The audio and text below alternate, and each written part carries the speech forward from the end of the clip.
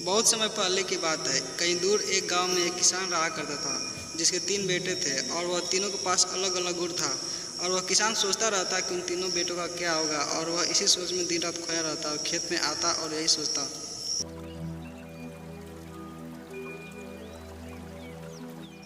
उसके 3 बेटे थे जिसका नाम रामू, श्यामू और पिंकी था। पहला बेटा जो कि रामू था, और वह जमीन के अंदर कितना भी गहरा कुछ भी हो, कुछ भी धन हो, संपत्ति हो, कुछ भी हो, वह जमीन के अंदर देख सकता था और वह देख कर पता लगा लेता कि उसमें क्या है।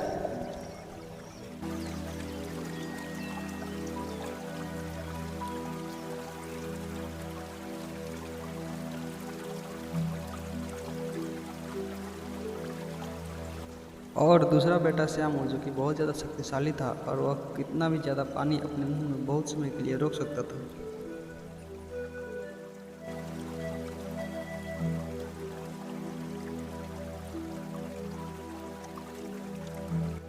जो कि तीसरा उसका बेटा पिंकी था, वह हवा के ऊपर कितना भी देर तक कभी भी किसी को भी लेकर उड़ सकता था और खुद भी वह उड़ता था। और किसान इन्हीं लोगों के बारे में सोचता रहता और वह बहुत ही ज़्यादा दुखी रहता कि मेरे बेटों का आगे चल करके क्या होगा। किसान अपने तीनों बेटों को समझाते हुए यह कहता है कि देखो बेटा, जो ये तुम्हारे पास जादुई शक्तियाँ हैं, ये किसी को पता नहीं चलनी चाहिए। अगर लोगों को पता चल गई तो तुम्हें नुकसान पहुंचा सकते हैं। ले लो मछली, ले लो मछली, ले लो मछली, ले लो मछली ले। लगता है बाहर मछली वाला है, जाओ देखो तो। वो मछली वाले भाई, मछली कैसी है थोड़ा दिखाओ तो। कितने के दिए बताओ तो जरा भाई। मछली 160 रुपये है बाबू। जाओ जाओ, बहुत महंगा है मछली। और तीनों भाई थोड़ी देर बाद आपस में सोचते हैं कि क्यों नहीं हम लोग मछली जाकर पकड़ के लाएं। और वो लोग तीनों निकल चलते हैं मछली पकड़ने के लिए।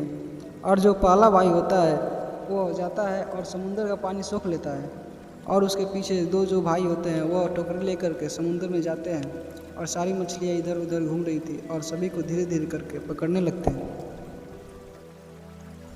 भाई तुम मछली पकड़ो, मैं तब तक देख रहा हूँ इधर उधर कोई आ तो नहीं रहा है ना।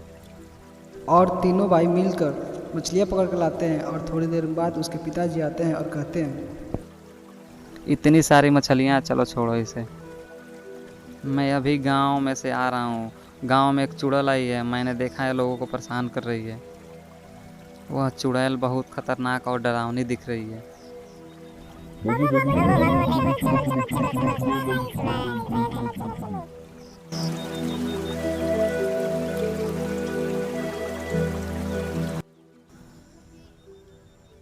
मैं अभी देखकर डर गया, जल्दी जल्दी भगा भगा आ रहा हूँ। क्या पिताजी, कहाँ है चुड़ैल, हमें जल्दी जल्दी बताइए। चलो भाइयों, हम लोग चलते हैं, उसका देखते हैं कि सामना हम लोग कर पाते हैं कि नहीं। चलो भाई इसमें क्या करना है, हम लोग चलेंगे और देखेंगे कि वो चुड़ैल हमसे ज़्यादा शक्तिशाली है या नहीं है। हम उस चुड़ैल का ज़रूर सामना करेंगे और उस चुड़ैल को मार भगाएंगे। भाइयों चलो आओ चलते हैं। और वो लोग आपस में बातें कर करके चले जाते हैं उस चुड़ैल को मारने के लिए। भगवान करे मेरे तीनों बेटे मिलकर उस चुड़ैल को इस गांव से मार भगाएं और इस गांव में शांति आ जाए। और तीनों भाई वहाँ पे पहुँचते हैं और देखते हैं कि वो चुड़ैल क्या कर रही है। और वो लोग देखते हैं कि वो फ़ोन से बात कर रही है। हेलो बॉस, मैं इस गांव में पहुंच गई हूं और हम लोग को पता है कि इस गांव में सोना है। ये तो चुड़ैल हो के कैसे फोन में बात कर रही है, ये तो डाकू लग रही है। बॉस, मैं धीरे धीरे करके इस गांव के सभी लोगों को भगा रही हूं और सभी लोग धीरे धीरे खाली हो चुके हैं। बस थोड़ा सा गांव का हिस्सा बचा है और मैं जल्दी ही उस गांव के लोगों को भी भगा दूंगी और पूरे गांव पे हमारा राज होगा। अच्छा तो ये बात है, चलो चलते हैं। और तीनों भाई जाकर कहते हैं कि मुझे पता है कि तुम चुड़ैल नहीं हो, तुम कोई धूर्त लड़की हो, तुम बताओ कि तुम यहाँ क्या कर रही हो। और चुड़ैल उनसे माफ़ी मांगती है और वो लोग कहते हैं कि हम लोग तुम्हें माफ़ नहीं कर सकते।